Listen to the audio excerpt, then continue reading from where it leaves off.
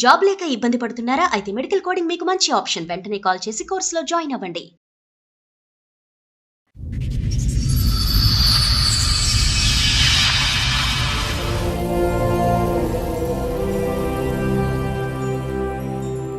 Love marriage చేసుకున్నా madam. ఎన్ని సంవత్సరాల క్రితం? 1.5 year అవుతుంది. మీ వయసు ఎంత? 22. 22. ఇంట్లో వాళ్ళని ఒప్పించి పెళ్లి చేసుకున్నారా? మేము వెళ్ళిపోయాం లేచి. 2 years love, 1.5 year marriage life. 19 years కి లవ్ స్టార్ట్ చేశాడు కుర్రాడు. ఎక్కడ పెళ్లి చేసుకున్నారు మీరు? గుడి దగ్గర. ఊళ్ళో మీరిద్దరు తాళి కట్టేసుకున్నారా? అయితే స్కూల్ బోనోఫైడ్ తీసుకొచ్చి అమ్మాయికి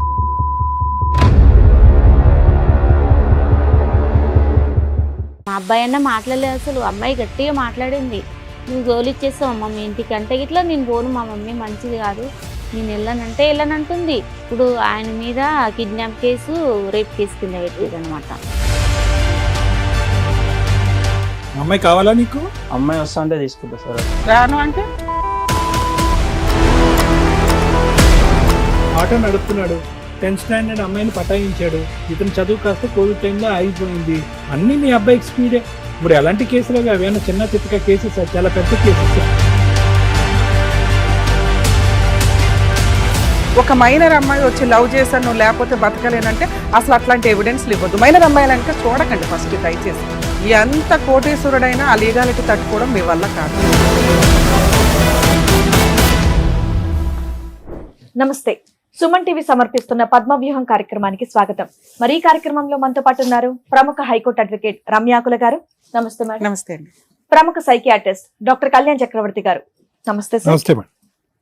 సార్, మేడం. మేడం సురేష్ గారు ఆయన సమస్య చెప్పుకోవడానికి ఇక్కడి వరకు వచ్చారు. ఆయన సమస్య ఏంటో అడిగి తెలుసుకుంటారు. సురేష్ గారు ఎక్కడి నుంచి వస్తున్నారు? మేము బాలాపూర్. బాలాపూర్ నుంచి. మీతో పాటు వచ్చిన వాళ్ళు? మమ్మీ.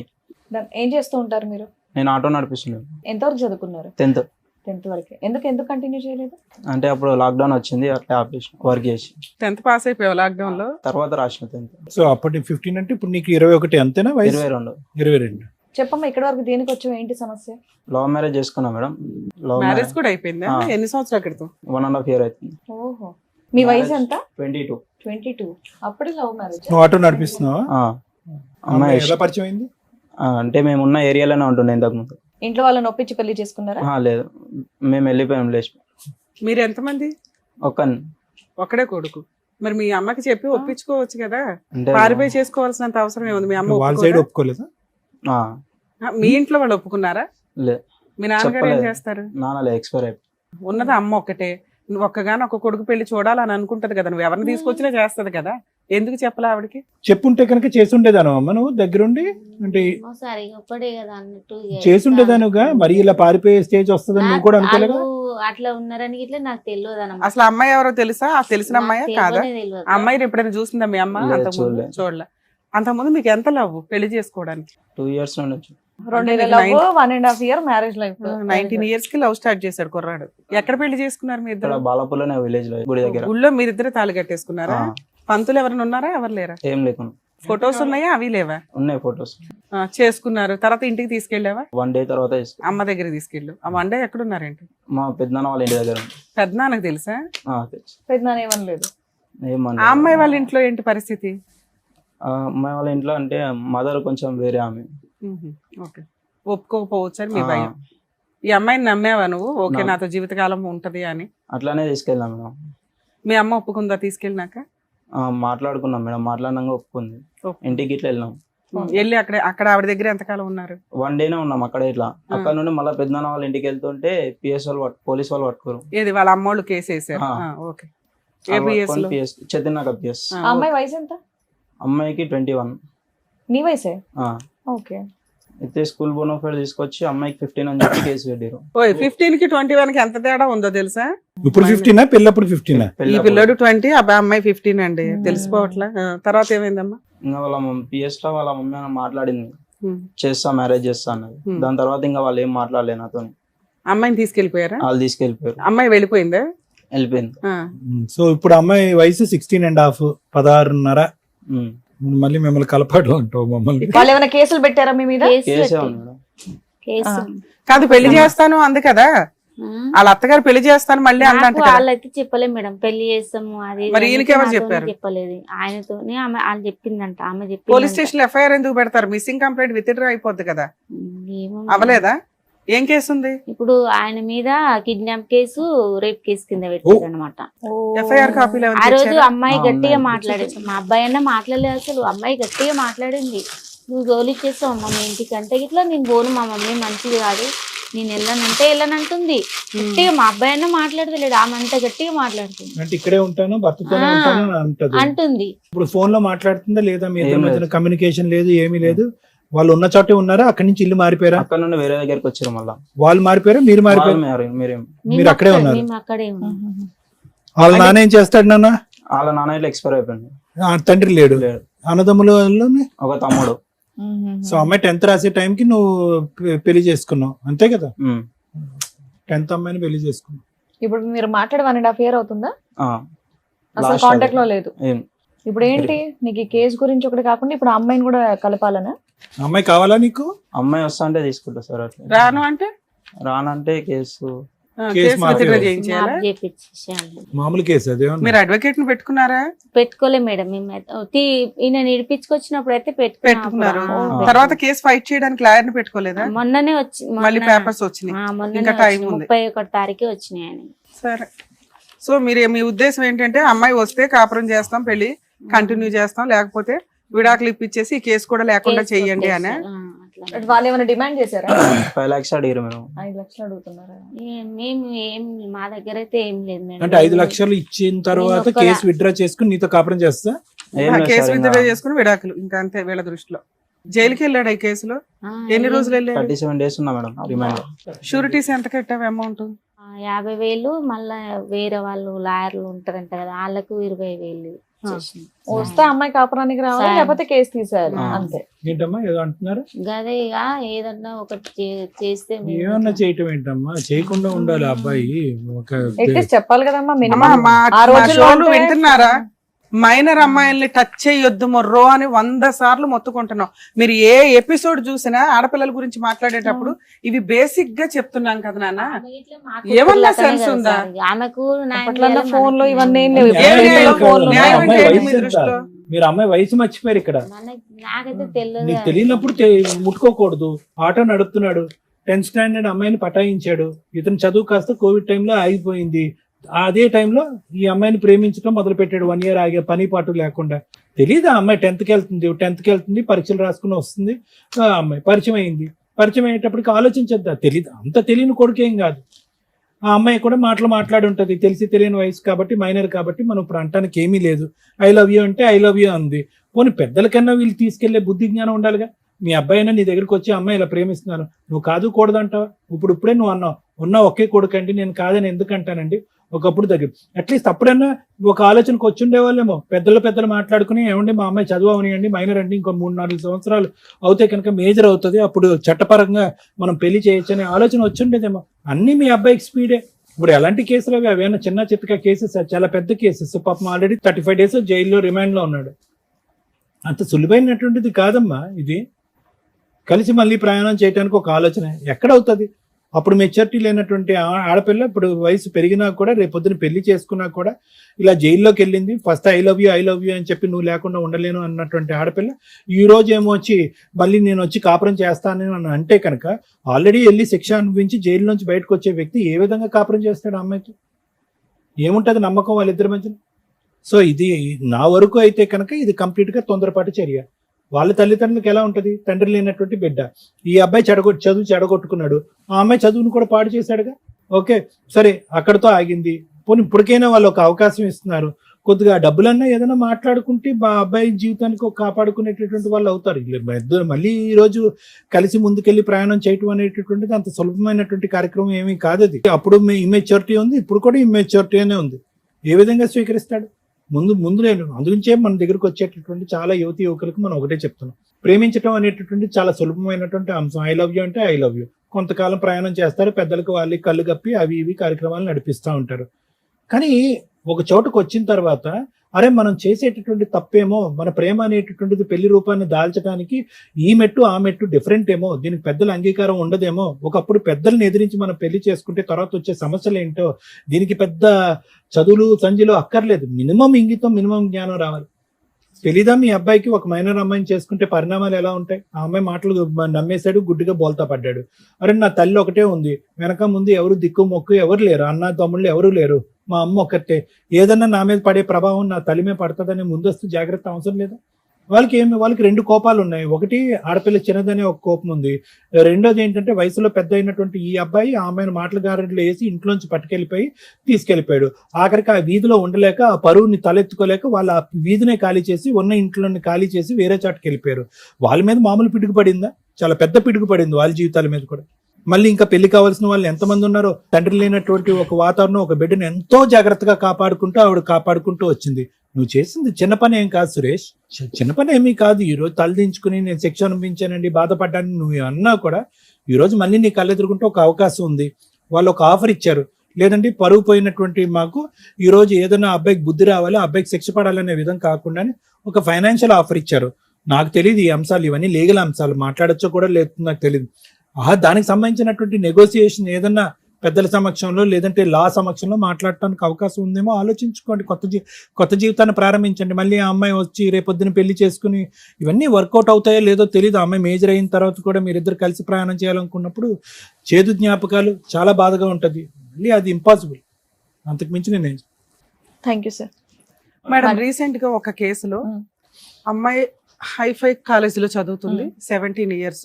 మళ్ళీ ఆ కాలేజీ ఏంటని అడగండి. మాక్సిమం ఈ రోజున మాక్సిమం కాలేజీలో చాలా కాలం నుంచి వింటున్నాం, బేసిక్ ఏవో డ్రగ్స్ కానీ లేకపోతే మత్తు కలిగేవి ఏవో వాడుతున్నారు. పబ్స్ కల్చర్ అనేది చాలా ఇదైపోయింది. యాక్చువల్గా మైనర్స్కి కొంతమంది కదా, అసలు మైనర్స్కి ఆల్కహాల్ ఇవ్వకూడదు. కొన్ని పబ్స్లో 16 years దాటిన వాళ్ళకి ఇవ్వడం అనేది ఇది కామన్గా నడుస్తూ వచ్చింది. ఆ అమ్మాయి రెగ్యులర్గా జిమ్కి వెళ్తుంది. ఆ జిమ్ ట్రైనర్ ఒక అతనితోటి ఫ్రెండ్షిప్. ఆ అబ్బాయికి 22 years 23 years. ఈ అమ్మాయి 17 years. ఈవిడే లవ్ చేసింది, ఈవిడే మీద పడింది, ఈవిడే ఎవ్రీడే నైట్ ఫోనులు చేసి అతన్ని బ్లాక్మెయిల్ చేసి ఎమోషనల్ బ్లాక్మెయిల్ చేస్తూ ఉంటుంది. నన్ను పెళ్లి చేసుకో, ఇక్కడికి రా, మన ఇద్దరం అక్కడ కలుద్దాం, పోయే రూమ్ బుక్ చేసుకుందాం. ఇంకేంది, వీళ్ళు కంట్రోల్ చేసుకోలేక వీళ్ళు చేసే పని. ఒకరోజు ఆ అబ్బాయికి వెళ్ళటం కుదరకపోతే ఆ అమ్మాయి ఆ మత్తులో అమ్మాయి చేసిన పని పోలీసులకు ఫోన్ చేయడం, అలా వచ్చి అబ్బాయిని తీసుకెళ్లి అరెస్ట్ చేశారు.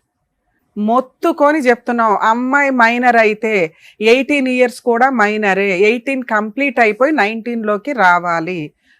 అబ్బాయి మైనర్ కాబట్టి పోక్సో కేసు తప్పించుకోవడం కుదరదు. అబ్బాయి మేజర్ అయితే ఎలాగో తప్పించుకోవడం కుదరదు, మీకు తెలుసు. సో ఇలాంటి కేసుల్లో ఎలా ఉంటాయంటే, ఒక మైనర్ అమ్మాయి వచ్చి మీద పడినా కూడా మీరు ఆ సరౌండింగ్లో ఉండొద్దు. ఒక మైనర్ అమ్మాయి వచ్చి లవ్ చేశాను నువ్వు లేకపోతే బతకలేనంటే అసలు అట్లాంటి ఎవిడెన్స్లు ఇవ్వద్దు. మైనర్ అమ్మాయిలు ఇంకా చూడకండి ఫస్ట్, దయచేసి. ఎందుకంటే ఎంత కోటీశ్వరుడైనా ఆ లీగాలిటీ తట్టుకోవడం మీ వల్ల కాదు. ఇక్కడ వీళ్ళకున్న అమాయకత్వం, వీళ్ళకే కదా 90% జనాలకు ఉండే అమాయకత్వం ఏంటంటే, ఆ అమ్మాయే వచ్చిందండి, ఆ అమ్మాయే మాట్లాడిందండి, ఆ అమ్మాయే మా అబ్బాయిని లవ్ చేసిందండి, నేను లేపుకెళ్ళి పెళ్లి చేసుకోకపోతే సూసైడ్ చేసుకుంటానని బ్లాక్మెయిల్ చేసిందండి, ఇదిగోండి వాట్సాప్ రికార్డ్స్, వాట్సాప్ మెసేజ్లు. ఆ అమ్మాయే పోలీస్ స్టేషన్కి వచ్చి అవును నేను ఈ అబ్బాయితో లేచిపోయా, నాకు ఆ అబ్బాయి లేకపోతే చచ్చిపోతా అంటే అమ్మగారిని తీసుకెళ్ళి చైల్డ్ హోమ్లో వేస్తారు. అంతేగాని లీగాలిటీలో ఈయన్ని తప్పించటం కుదరదు. ఎంత టాప్ మోస్ట్ అడ్వకేట్స్ అయినా కానీ లాలో మైనర్ అమ్మాయిని టచ్ చేస్తే ఆ కేసు చాలా సీరియస్.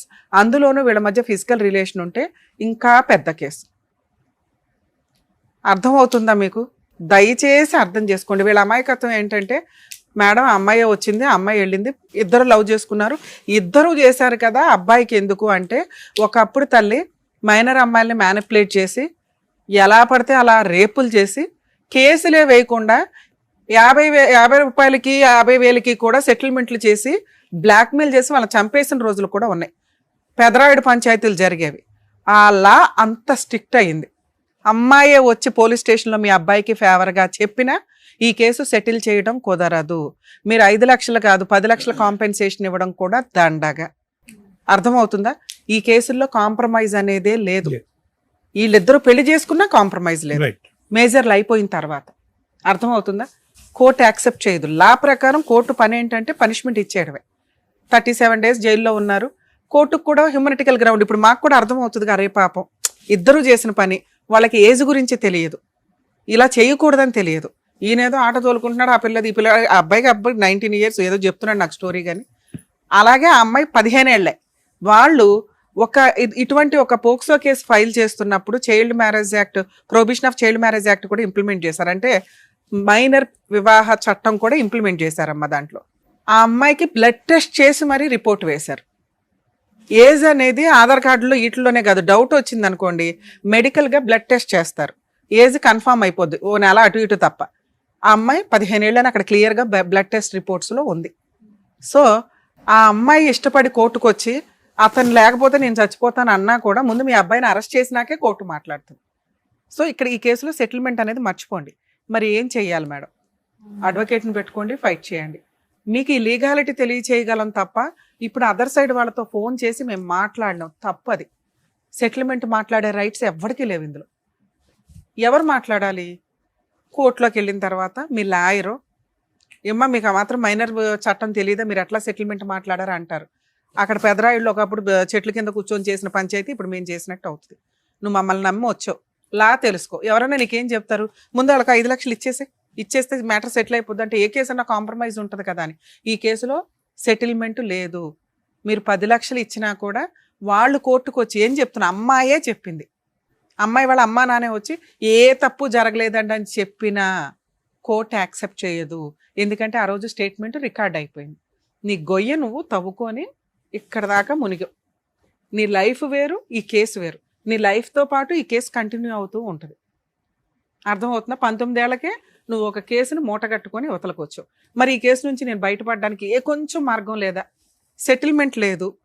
హాస్టల్ విట్నెస్ అంటే తనకు సాక్ష్యాన్ని తనే తగ్గించుకోవడం కుదరదు. ఒక మైనర్ అమ్మాయి, ఆ అమ్మాయే చెప్పినా ఆ అమ్మాయిని హోమ్లో పెట్టి ఈయన జైల్లో పెడతారని చెప్పా. అర్థమవుతుందా? ఈ కేసులో అమ్మాయి మేజర్ అయిపోయిన తర్వాత వీళ్ళిద్దరూ పెళ్లి చేసుకుంటే కేసు నడుస్తూ ఉంటుంది. మీరు వాళ్ళతో సెటిల్మెంట్ మాట్లాడుకొని కేసుని ఎంత తక్కువ అంటే ఫిజికల్ రిలేషన్ లేదు అంటే మీ 50% కేసు తగ్గిద్ది. ఫిజికల్ రిలేషన్ మెడికల్ టెస్ట్లు కూడా వేశారు అందులో. బాబా ఆగల, ఎన్ని రోజులు కలిసి ఉన్నామంటే 1 రోజు అన్నాడు. మరి ఆ 1 రోజులు ఎక్కడ ఉన్నామంటే పెద్దనాన్న ఇంట్లో అన్నారు. పెద్దనాన్న మరి ఫస్ట్ నైట్లు అరేంజ్ చేశాడు, పెళ్లికి ముందే కలిశారు, నువ్వేం చెప్పొద్దు నాన్న ఇక్కడ తెలియదు. సో ఫిజికల్ రిలేషన్ ఉంది అని ఆ అమ్మాయి అబద్ధపు సాక్ష్యం చెప్పిందేమో. ఇది కొంచెం మీరు మెడికల్గా అడ్వకేట్ తోటి పర్మిషన్ పిటిషన్ వేసుకొని ఫిజికల్ రిలేషన్ లేదు అంటే ఈ కేసు 50% తగ్గిద్ది. ఇంకో 50% ఏంటంటే మైనర్ అమ్మాయితోటి పెళ్లి చేసుకోవడం, మైనర్ అమ్మాయితోటి తిరగడం, మైనర్ అమ్మాయిని ఎంటర్టైన్ చేయడం. దీనికి కొంచెం పనిష్మెంట్ ఒక 3 years 5 years 7 years అనుకోండి.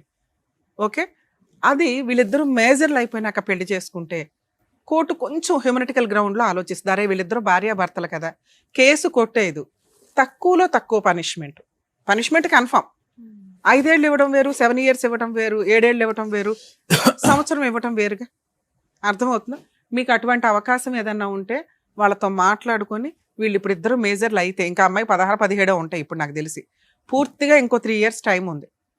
ఆ 3 years కేసుని నడవనిస్తూ ఈలోపు సైమల్టేనియస్గా సెటిల్మెంట్ మాట్లాడుకుంటూ మేజర్లు అయినాక పెళ్లి చేసుకుంటే కేసు నడుస్తూ ఉంటుంది. ఎలాగో భర్త కోసం అమ్మాయి ఫేవర్గా చెప్తుంది, అత్తమామలు ఫేవర్గా చెప్తారు. అప్పుడేం మీరు ఎదురు 3 లక్షలు అట్లా ఇచ్చుకోవాల్సిన అవసరం ఉండదు. 2, కోర్టు కొంచెం కన్సిడర్ చేస్తుంది. అరే మేజర్లు అయిపోయినాక వీళ్ళు పెళ్లి చేసుకున్నారు, చట్ట ప్రకారం ఎంత తక్కువ ఇవ్వడానికి అవకాశం ఉందో అంతా ఇస్తారు. ఈ ఎగ్జాంపుల్ అందరికీ కాదండి, ఎందుకంటే అన్ని కేసుల్లో మైనర్ అమ్మాయిలు మేజర్లు అయిపోయినాక వాళ్ళ అమ్మా నాన్న వచ్చి పెళ్ళిళ్ళు చేస్తారని కాదు. ఇక్కడ ఒక తల్లి ఒక్కగానొక్క కొడుకు పెళ్లి కళ్ళారా చూసుకోవాల్సిన ఆవిడ ఒక మైనర్ పిల్లాడు చేసిన పనికి మేజర్ అని చెప్పుకున్నా కూడా తల్లిదండ్రుల మాట వినండి దయచేసి.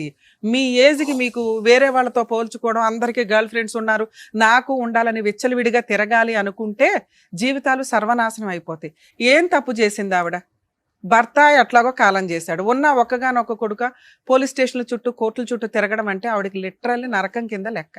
ఇట్లాంటి ఫైనాన్షియల్గా చాలా వీక్గా ఉన్న వాళ్ళకి ఉన్నంతలో, ఎందుకంటే అమ్మాయి వాళ్ళ ఫ్యామిలీ కూడా పెద్ద ఏం కాదు అని చెప్తుంది ఆవిడ. సో ఉన్నంతలో మంచి భర్త ఈ పిల్లోడు కాస్త ప్రూవ్ చేసుకుంటే మీ అబ్బాయి పనులు చేసి ఒక షాపు లేకపోతే ఆటో కొనుక్కోనో 4 ఆటోలు మెయింటైన్ చేస్తుంటే వాళ్ళే అమ్మాయిని తీసుకొచ్చి ఎంతకంటే ఏం మంచి సంబంధం చేస్తాం మేమని చెయ్యడానికి అవకాశం ఉంది. ఇప్పుడన్నా అబ్బాయి మారి కెరియర్ మీద కాన్సన్ట్రేషను, ఆ అమ్మని జాగ్రత్తగా చూసుకోవాలనే కాన్సన్ట్రేషను. రేపటి రోజున ఆ అమ్మాయి వస్తే నా కేసు 90% తగ్గిద్ది. ఇష్టపడి పెళ్లి చేసుకున్నాం, లా వేరు ఇష్టం వేరు. సో ఇది కోర్టుకి మనం ప్రూవ్ చేయగలిగితే మేము ఇట్లా పర్ఫెక్ట్ అండి, ఆ రోజు మా మధ్య ఫిజికల్ రిలేషన్ లేదు అని ప్రూవ్ చేస్తేనా కొంచెం బయటపడడానికి అవకాశం ఉంది. ఒకవేళ జైలుకి పంపించినా కూడా 1 year పనిష్మెంట్ ఉన్నా మళ్ళీ 1 monthలో బెయిల్ వస్తుంది, 1.5 monthలో హైకోర్టుకి వెళ్ళొచ్చు. హైకోర్టులో మళ్ళీ ఒక 10 years నడుస్తుంది, 5 years నడుస్తుంది అనుకుందాం కేసులు. అక్కడ ఇంకొంచెం హ్యూమనిటికల్ గ్రౌండ్, అప్పటికి పిల్లలు పుడతారుగా, పనిష్మెంట్ ఇంకొంచెం తగ్గిద్ది. అర్థమవుతుందా? మీ అబ్బాయి కెరియర్లో ప్రూవ్ చేసుకొని అమ్మను బాగా చూసుకుంటే అమ్మాయిని బాగా చూసుకుంటాడని అవతల వాళ్ళకి నమ్మకం వచ్చి నీకు ఇవ్వాల. మేము ముగ్గురం కూర్చొని ఫోనులు చేసి ఈ అబ్బాయి మంచోడు అంటే ఏం మంచోడు నువ్వు, ఇప్పటికీ పనికి మాలినోడివే. అర్థమవుతుందా? కెరియర్ కాన్సన్ట్రేషన్ చేయి, కేసును వదిలిపడే నడవని అట్లా. ఇప్పటికిప్పుడు నిన్ను లోపల ఇరెవరు, ఇంకా చాలా టైం ఉంది కేసులో. ఈ లోపు నువ్వు బాగా సంపాదిస్తే వాళ్ళే మీ దగ్గరకు వస్తారు. ఎందుకంటే ఒకసారి పెళ్ళి అయిపోయి అన్నీ అయిపోతున్నాయి అని వాళ్ళే ఫీల్ అయినప్పుడు ఇంతకంటే మంచోళ్ళుడు ఏం దొరుకుతాడు? ఆ అమ్మాయికి ఇప్పుడు ఇంకో పెళ్లి చేసి సెకండ్ మ్యారేజ్ అని అనుకోవడం కంటే ఇది బెటర్గా. సో వాళ్ళకి కూడా నీతో పెళ్లి చేయడం అవసరం, నువ్వు అందుకు రెడీగా ఉండు. ఆ అమ్మాయిని వాడేసుకున్నాను చాలు, కేసేసింది, ఆ రోజు బూతులు నన్ను మా అమ్మని తిట్టారు అని ఇగోకు వెళ్ళిపోయి గొయ్య తవ్వుకో. మాకు ఈ కేసు నుంచి బయటపడాలంటే ఇది. మేడం మేము అంతా చేసినా కూడా వాళ్ళు మా వల్ల కాలేదు, వాళ్ళు యాక్సెప్ట్ చేయలేదు అంటే కేసును మ్యాక్సిమం ఫైట్ చేసుకోండి తల్లి, పనిష్మెంట్ మ్యాక్సిమం పడుతుంది. అర్థమవుతుందా? ఈయనకో పెళ్లి చేసి ఆయన లైఫ్ ఆయన చూసుకోమనండి. ఈ కేసులకి అడ్వకేట్ ఖర్చులు కూడా గట్టిగా ఉంటాయి. కుదిరితే గవర్నమెంట్ లాయర్ని రిక్వెస్ట్ చేయండి, కానీ 99% పెట్టరు. ఇంతే తల్లి. ఎందుకంటే మిమ్మల్ని ఎవరైతే నమ్మి పంపించారో మేము అవతల వాళ్ళతో మాట్లాడడానికి ఇది కాంప్రమైజ్ కేసు కాదు. దయచేసి మమ్మల్ని ఏమనుకోకండి. మీ వల్ల కనీసం మీలాంటి ఈ పిల్లాడు లాంటి వాళ్ళకి బుద్ధి అయితే చెప్పగలుగుతాం. ఇట్లాంటి మేము కూడా ఫేసే చేస్తామండి ప్రాబ్లమ్ని, అన్ని అనుభవించినాకే అంటే ఇంకా పెద్దవాళ్ళం కూర్చొని చెప్పడం దండగా. కనీసం రియలైజ్ అయ్యండి, ఈ రోజున అబ్బాయి చాలా, ఇంకా నేను తక్కువ చెప్తున్నాను, టెన్షన్ పడకుండా ఉంటారు అని. దయచేసి అర్థం చేసుకోండి. మైనర్ అమ్మాయిల్ని టచ్ చేయొద్దు, మాట్లాడొద్దు, మనకు వద్దు వాళ్ళతో పంచాయితీ. ఫ్రెండ్షిప్ వరకు ఉంచుకోండి, మేజర్లు అయినాక మాట్లాడుకోండి ఏదన్నా ఉంటే. ఈ రోజున ఫోన్లు ఖాళీగా ఉన్నాయి కానీ టిక్ కానీ రొమాంటిక్ మెసేజ్లు, ఇంకా మీ తొక్కులో తెలివితే అట్లేంటో తెలుసా, ఏవో యాప్లు ఉంటాయి, వెంటనే 1 time చూడగానే డిలీట్ అవుతాయి. అవి కూడా రికవరీ చేస్తారు ఒళ్ళు మండితే. అవి ఎందుకు చేస్తారు? కేసు ఎక్సీడ్ అవుతుంది, పొజిషన్ ఎక్సీడ్ అవుతుంది, మీ మధ్య రిలేషన్ పెరుగుతూ ఉంటుంది. రిలేషన్ పెరిగినాక ఎట్లాగో క్రైమ్ జరిగిద్దిగా. సో మైనర్ అమ్మాయిల దగ్గరికి వెళ్ళొద్దు, అంతే. Thank you madam. ఏం అర్థమైందా? జాగ్రత్తగా విన్నావు కదా మేడం చెప్పిందంతా కూడా. సో ఉద్యోగం. దాని తగ్గట్టే మీరు కంటిన్యూ చేస్తే బెటర్. వర్క్ ఏమ్మా జాగ్రత్తగా చూసుకోండి. సో మేడం చెప్పినట్టు ఇంకో మంచి పాయింట్ కూడా చెప్పారు, నీ కెరీర్ మీద కాన్సన్ట్రేట్ చేసి డబ్బులు బాగా సంపాదిస్తే అమ్మాయి వచ్చి పెళ్లి చేసుకుంటే ఇవన్నీ కూడా పోతాయి. చూసుకోండి, జాగ్రత్త. చేస్తాం, వెళ్ళండి. నమస్తే. అనుకుంటే మనల్ని ఎవరు ఆపుతారులే అని ఒక పిచ్చి ఆలోచన, అందుకే మైనర్లు అనేది. సరే, అప్పటి రోజులు అంటే సెల్ ఫోన్స్ లో ఇవన్నీ న్యూస్లు తెలియదు కాబట్టి ఇది, కానీ ఇప్పుడు దానికి సంబంధించి సినిమా కూడా వచ్చింది పెద్ద, అవన్నీ చూసుకొని కంటిన్యూ చేస్తే బాగుండేది. బట్ ఇంకా నెక్స్ట్ ఎవరు కూడా అలాంటి మిస్టేక్ చేయొద్దని చెప్పేసి కోరుకుంటున్నాను. Thank you so much sir. Thank you so much madam. మరో కథతో మళ్ళీ కలుద్దాం.